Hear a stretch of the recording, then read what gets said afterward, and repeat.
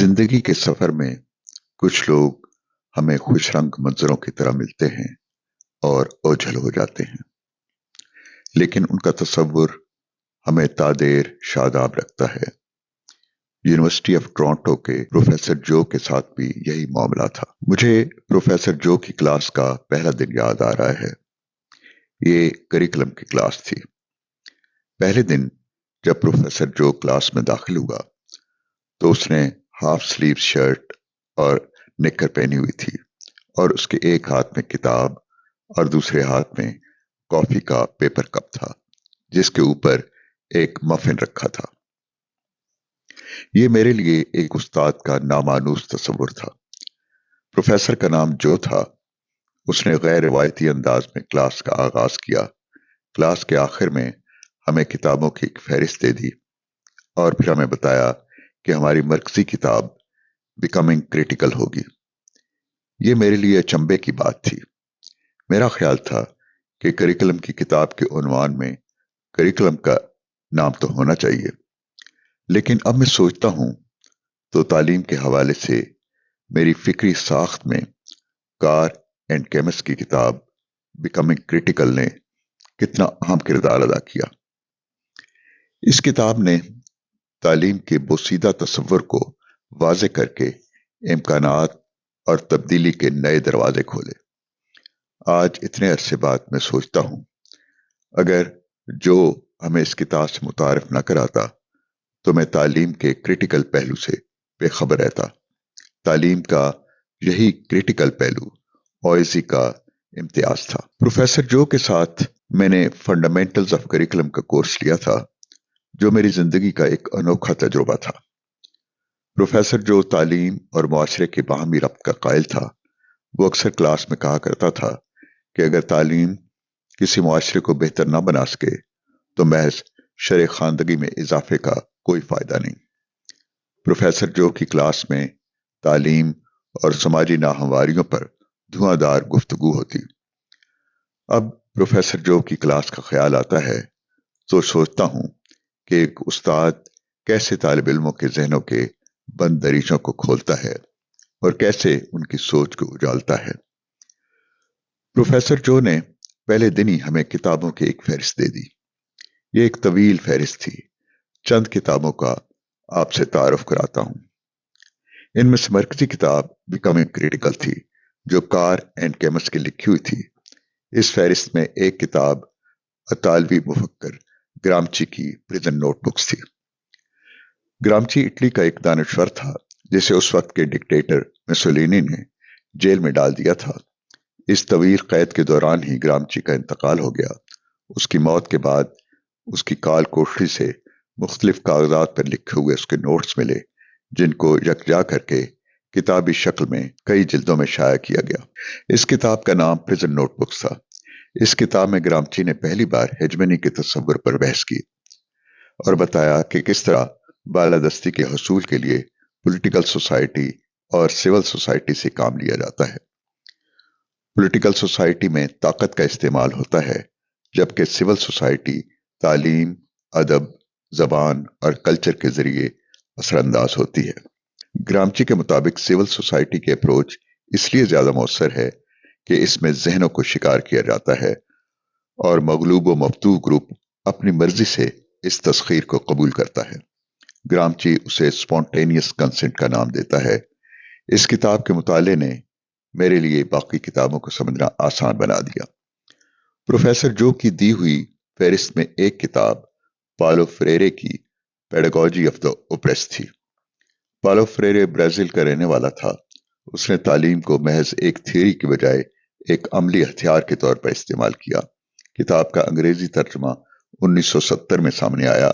यूं इस किताब को शाया हुए निस्फ सदी का अरसा गुजर गया है, लेकिन आज भी ये किताब उस्ताद, शागिर्द और मुआशरे के रब्त को समझने में मददगार साबित होती है। किताब मुआशरे को हुक्मरानों और महकूम तबकों में तकसीम करती है। मुआशरे के जोरावर तबके कमजोर तबकों के रास्ते में इस्तेसाल, नाइंसाफी और जबर की दीवारें खड़ी करते हैं और तालीम के मराकज यानी स्कूल भी इन नाइंसाफियों को बढ़ावा देते हैं।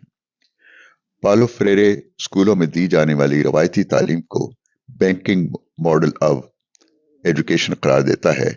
इस मॉडल में तालिब इल्मों को खाली बर्तन समझकर उनके जहनों में एक खास तबके का इल्म भर दिया जाता है।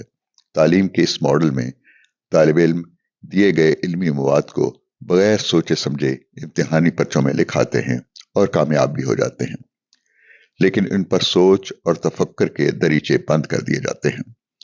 पालो फ्रेरे के नज़दीक तालीम का महवर तालिब इल्मों में क्रिटिकल कॉन्शसनेस पैदा करना है। ये उसी सूरत में मुमकिन है जब तालीम का अमल यकतरफा न हो, बल्कि तालिब इल्म को बराबर मौका दिया जाए ताकि वो एक बाहमी मुकालमे में शरीक हो सके और अपनी गुमगश्ता पहचान और आज़ादी को हासिल कर सकें।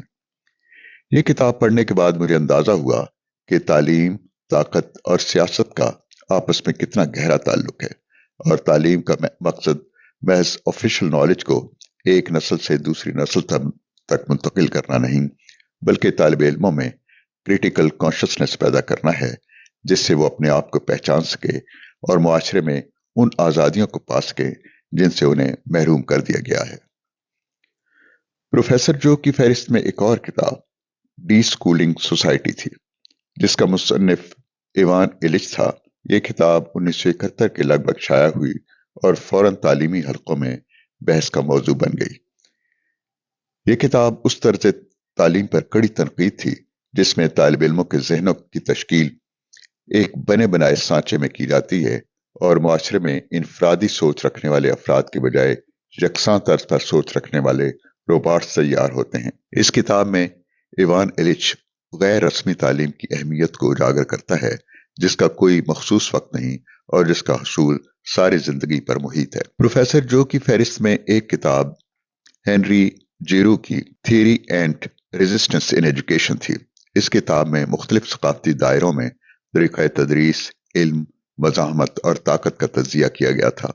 मुसन्निफ के बकौल मौजूदा सरमायादाराना निज़ाम की इनफरादी आज़ादी की जगह मार्केट की मंतक ने ले ली है।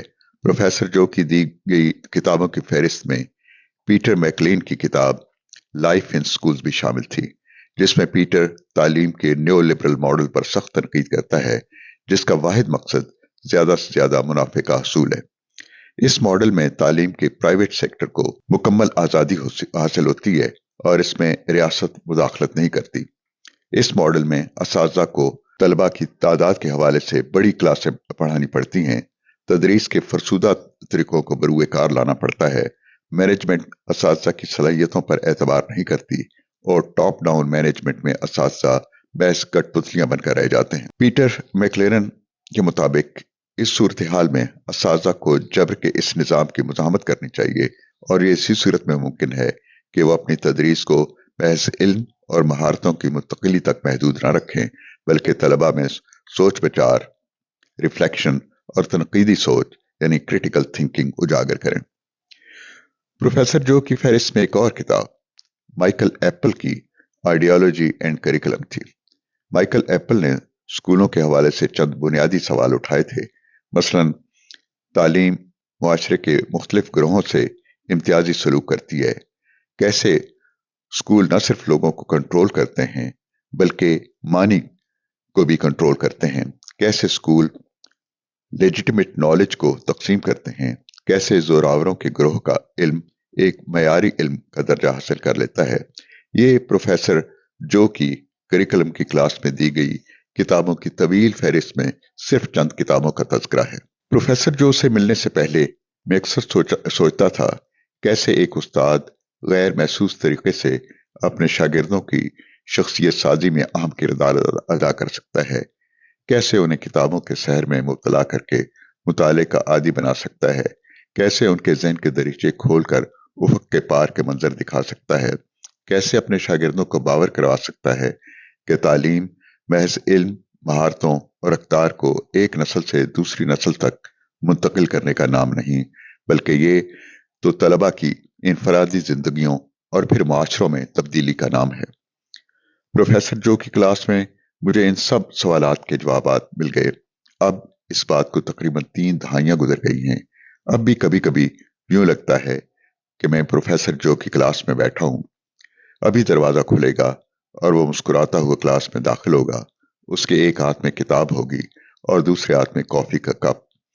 कभी कभी मैं सोचता हूँ, जिंदगी के सफर में कुछ लोग हमें खुश रंग मंजरों की तरह मिलते हैं और ओझल हो जाते हैं, लेकिन उनका तस्वुर हमें तादेर शादाब रखता है।